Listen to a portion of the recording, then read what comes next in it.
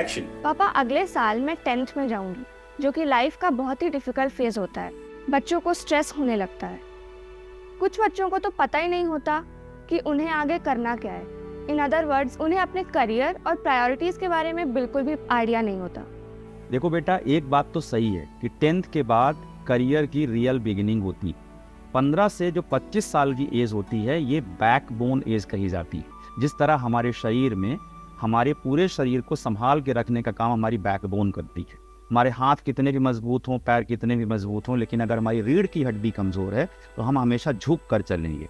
उसी तरह से 15 से 25 साल की जो एज होती है, वो हमारे बचपन और हमारे आगे की लाइफ में बैकबोन का रोल प्ले करती है।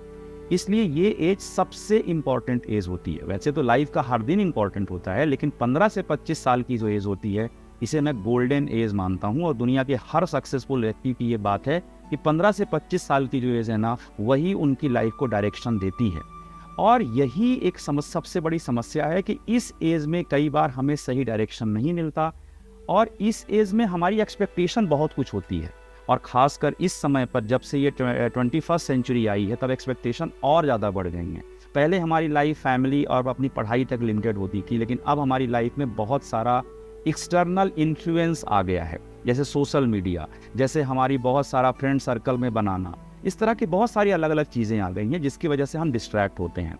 तो बेटा, एक चीज़ समझ के चलना, ये 15 से 25 साल की जो एज है, अपनी प्रायोरिटी में तुम सिर्फ 2 चीज़ें लेकर के चलना।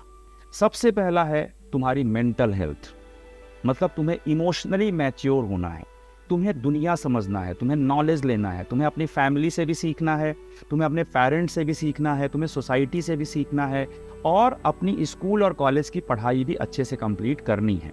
मतलब ये ज्ञान अर्जित करने का समय होता है। जितना ज़्यादा नॉलेज हम इस समय लेंगे, हम कई गलतियां भी करेंगे, लेकिन उन गलतियों से भी हम सीखेंगे ही, उन गलतियों से हम हारेंगे नहीं। बहुत सारे यूथ क्या सोचते हैं कि वो जब पहले ही कोई काम स्टार्ट करेंगे तो उसी समय उनकी सक्सेस हो जाएगी, कोई मिस्टेक्स ही नहीं होगी। ऐसा नहीं पॉसिबल है। मिस्टेक्स होती हैं, गलतियां होती हैं, लेकिन उन गलतियों से भी हमें नॉलेज लेना है। लेकिन 15 से जो 25 साल की एज है, सबसे बड़ा फोकस हमारा इस चीज़ पे होना चाहिए कि हम इमोशनली कितने मैच्योर हो पाए हैं। जो व्यक्ति इस एज में अपने आप को इमोशनल मैच्योरिटी गेन कर लेता है, वो अपनी लाइफ में बहुत आगे जाता है। क्योंकि असली पढ़ाई सिर्फ स्कूल और कॉलेज में नहीं होती है। असली पढ़ाई इस बात पे होती है कि आप अपने लाइफ के डिसीजंस कैसे लेते हैं, आप अपनी डे टू डे लाइफ में क्या करते हैं, आप अपनी डेली प्रायोरिटीज को कैसे सेट करते हैं। क्योंकि हमारी ज़िंदगी सालों में नहीं होती, हमारी ज़िंदगी दिन में होती है। एक दिन मिलके हफ्ते बनाते हैं, हफ्ते मिलके महीने बनते हैं, और महीने मिलकर के साल बनते हैं। तो हम हर दिन को कैसे जिएंगे, ये स्टूडेंट लाइफ में बहुत ज़्यादा मैटर करता है। तो तुम्हें सिर्फ एक चीज़ करना चाहिए कि तुम एक चीज़ देखो कि मैंने दिन भर में आज क्या सीखा, मैंने अपनी स्कूल में क्या सीखा, मैंने अपने कॉलेज में क्या सीखा, मैंने अपनी सोसाइटी से क्या सीखा, या किसी भी जगह पर मैं गई तो मुझे कुछ सीखना है।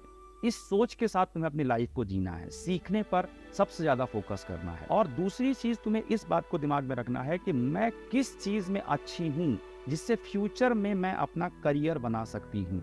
करियर मतलब जो तुम्हें अर्निंग एबिलिटी बढ़ाएगा, जो तुम्हारी अर्निंग एबिलिटी को ग्रो करेगा, यानी तुम्हारी कमाई की क्षमता को बढ़ाएगा। जैसे आज अगर अमिताभ बच्चन है, उन्होंने अपनी एक्टिंग के ऊपर काम किया, वो उनकी अर्निंग एबिलिटी है। सचिन तेंदुलकर, उन्होंने क्रिकेट के ऊपर काम किया, वो क्रिकेट खेलना उनकी अर्निंग एबिलिटी है। वो पढ़ाई में उतने अच्छे नहीं थे।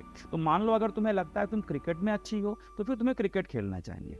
अगर तुम्हें लगता है तुम एक्टिंग में अच्छी हो, तुम्हें एक्टिंग में जाना चाहिए। तुम्हें बिल्कुल ज़रूरत नहीं है 15 घंटे पढ़ाई करने की। लेकिन अगर तुम्हें लगता है कि तुम एक पढ़ाई में अच्छी हो और तुम्हें IAS बनना है या फ्यूचर में कुछ ऐसा एस्पायरेंट बनना है, तो फिर तुम्हें अपना पढ़ाई में डेडिकेशन देना चाहिए। क्योंकि हम एक्टिंग भी कर लें, हम सोशल मीडिया पे भी रहें, हम पढ़ाई भी कर लें, ये सब कुछ पॉसिबल नहीं है। अगर तुम्हें सोशल मीडिया इन्फ्लुएंसर बनना है, तो फिर सोशल मीडिया इन्फ्लुएंसर में अपना टाइम दो। कहने का मतलब यह है कि प्रायोरिटी में उस चीज़ को लेकर के चलो। पहली चीज़ क्या?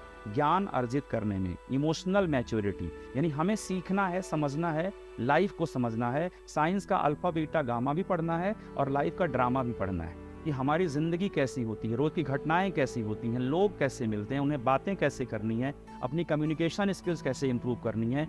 इनलेस प्रोजेक्ट है, लर्निंग इज़ एन इनलेस प्रोजेक्ट। तो हमें लगातार सीखना है। और दूसरा, एक चीज़ फाइंड आउट करो, तुम किस चीज़ में अच्छी हो और किस चीज़ को अपना करियर बनाओगी। और उसके अलावा प्रेजेंट टाइम पे तुम्हारे लिए कुछ भी और इम्पोर्टेंट नहीं है। ना तो स्नैपचैट इम्पॉर्टेंट है, ना इंस्टाग्राम इम्पॉर्टेंट है, ना तुम्हारा वो मैसेंजर इम्पॉर्टेंट है, कुछ भी इम्पॉर्टेंट नहीं है। ये 15 से 25 साल सिर्फ दो चीज़, इमोशनल मैच्योरिटी, हमें सीखना है, ज्ञान अर्जित करना है, समझना है, और किस चीज़ में हम अपना करियर बनाएंगे उस चीज़ पे केंद्रित रहना है, और अधिक से अधिक समय सीखने और अपनी अर्निंग एबिलिटी बढ़ाने में देना है। अगर ये 25 साल तक तुमने कर लिया तो उसके बाद लाइफ का सारा प्लेजर, उसके बाद लाइफ की सारी जो भी बोल लो लग्जरी या जो भी चीज़ या सोशल मीडिया, सब कुछ तुम्हारा इंतज़ार करेगा। लेकिन जिसने ये 15 से 25 साल का समय बेकार कर लिया, अपनी बैकबोन खराब कर ली, फिर वो लाइफ में हमेशा पीड़ा में ही रहता है।